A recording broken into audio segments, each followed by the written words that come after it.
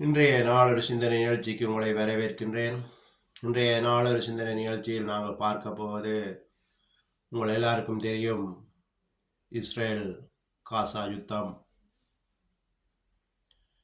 இந்த யுத்தம் துவங்கும் போது, இஸ்ரேல் இராணுவம் தயாராகும் போது, இந்த ஹமாஸ் என்னும் இயக்கம் சொல்லியிருந்தது, வாங்க வாங்க உங்களை நாங்கள் கருத்த பேக்கில் கட்டி உங்கள் நாட்டுக்கு திருப்பி அனுப்புவோம்னு சொல்லி, அதை பொருட்படுத்தாமல் இந்த இஸ்ரேல் இராணுவம் இந்த காசாக்குள்ள நுழைந்து எல்லாம் ஆடி துடைத்து இன்றைக்கு முழுவதுமாக கைப்பற்றி விட்டார்கள்.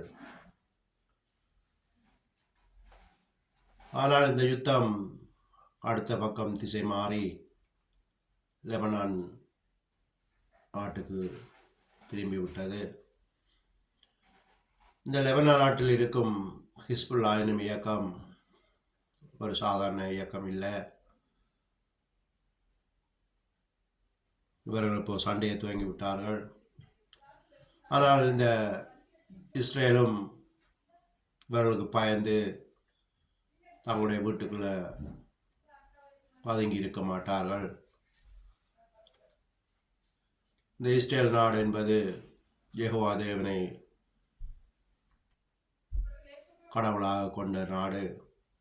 இவர்கள் யாருக்கும் பயப்பட மாட்டார்கள்.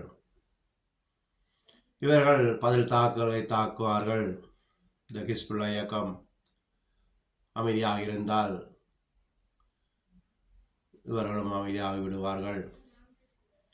இல்லை என்று அவர்களும் தாக்கினால் இந்த யுத்தம் பெரிய ஆபத்தில் வந்து முடியும். இஸ்ரேல் கண்டிப்பாக அணு ஆயுதத்தை பாவிக்கும். இந்த அணு ஆயுதம் பாவிக்குது என்று இந்த அரபு நாடெல்லாம் சேர்ந்து இஸ்ரேல் அடிக்க நினைத்தால் இது பெரிய உலக போராக மாறும். அரபு நாடுகள் எல்லாம் தீப்பற்றி எரியும்.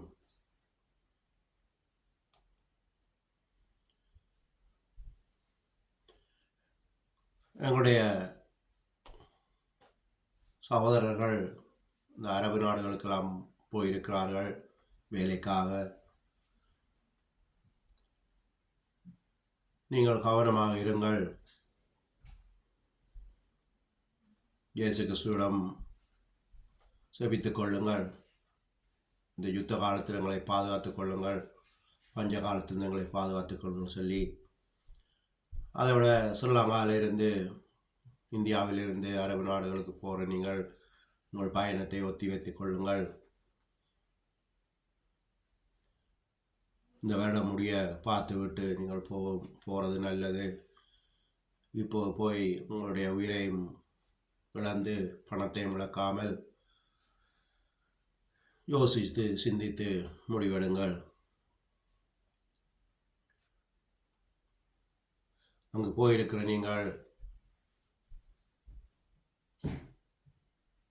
கடவுளிடம், இயேசு கிறிஸ்துவிடம் எங்கள் உயிரை பாதுகாருங்கள்,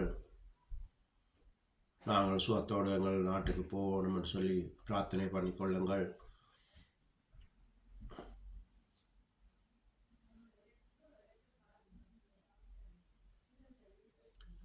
அதை விட உலக மக்கள் எல்லாம் சேர்ந்து பிரார்த்தனை பண்ண வேண்டும் இயேசு கிறிஸ்துவிடம். ஏசப்பா, அந்த யுத்தங்கள் நடக்காமல் எங்களை பாதுகாருங்கள், யுத்த காலத்தில் எங்களை பாதுகாத்துக் கொள்ளுங்கள், பஞ்ச காலத்தில் எங்களை பாதுகாத்துக் கொள்ளுங்கள்.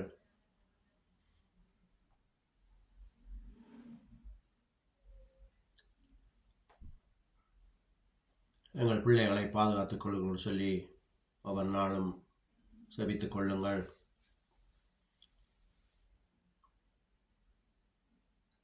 இப்படி செய்யும்போது அந்த அழிவு,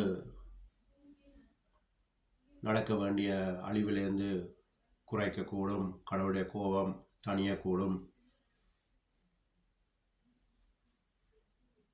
அதுக்காகத்தான் நாங்கள் ஒவ்வொரு நாளும் செவித்துக் கொள்ள வேண்டும். யுத்த காலத்துங்களை பாதுகாத்துக் கொள்ளுங்கள், யுத்தத்தை பஞ்ச காலத்தினங்களை பாதுகாத்துக் கொள்ளுங்கள் சொல்லி செவித்தால் கடவுளுடைய கோபம் குறைந்து உயிரிழப்புகள் குறையும்.